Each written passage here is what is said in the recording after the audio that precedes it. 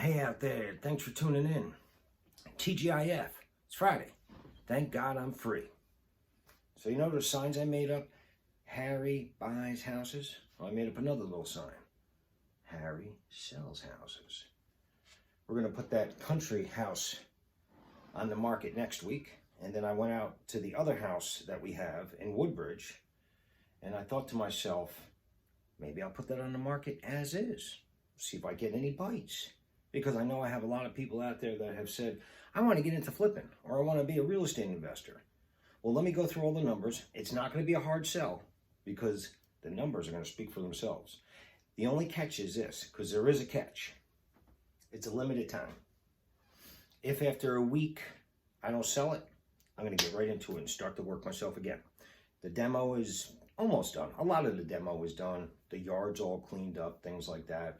I ran all the comps in the area, so all the numbers I'm coming up with are the numbers that I ran, and you're more than welcome to run yourself just to make sure that I'm accurate. So I'm going to sell the place for $175,000 as is. In the end, it's going to be worth $350,000. Who knows? In this market, maybe it'll be a little bit less, maybe it'll be a little more, but $350,000 is definitely realistic. 5 bedrooms, 2 bathrooms. Here's the great part: 2 structures, 2 separate structures. So I'm coming up with between $60,000 and $90,000 rehab. Why such a big spread? If you do some or most of the work yourself, you could probably do it for $60,000 or even lower. If you use a contractor to do everything, you're probably looking about $90,000. Needs a complete rehab, both units. It's going to be worth it though. So it'll be worth $350,000 at the end. I went and I looked at a couple different options if you were interested, depending on what you want to do with it. You want to just sell it outright? The numbers I just gave you indicates that you can make between $85,000 and $115,000. That is not chump change.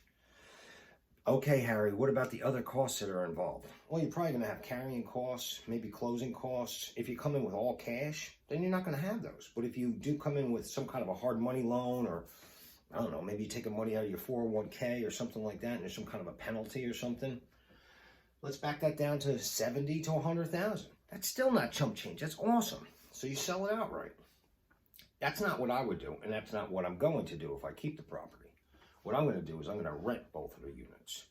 I looked for rentals in Woodbridge, and believe it or not, I could not find one single house to rent.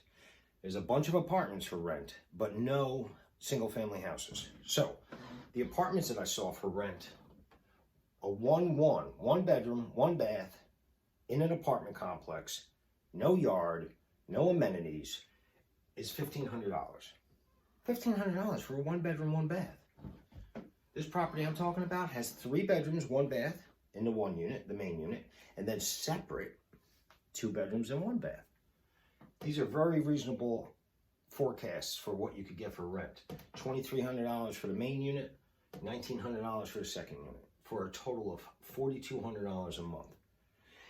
If you had financing on the property, you would stand to make, depending on your situation, you could make over $2,000 a month positive cash flow if you rented the units out. If you want to mix it up a little bit, then you could also live in one and rent the other one out. So if you lived in, let's say you lived in the main unit for $2,300, so you take that off the board, and you get $1,900 for your second one.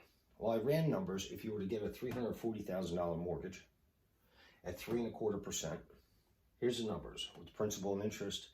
These are accurate tax numbers, and I threw in $100 homeowners insurance. Probably be between $75 and $100. You're coming up with just over $2,050 PITI payment.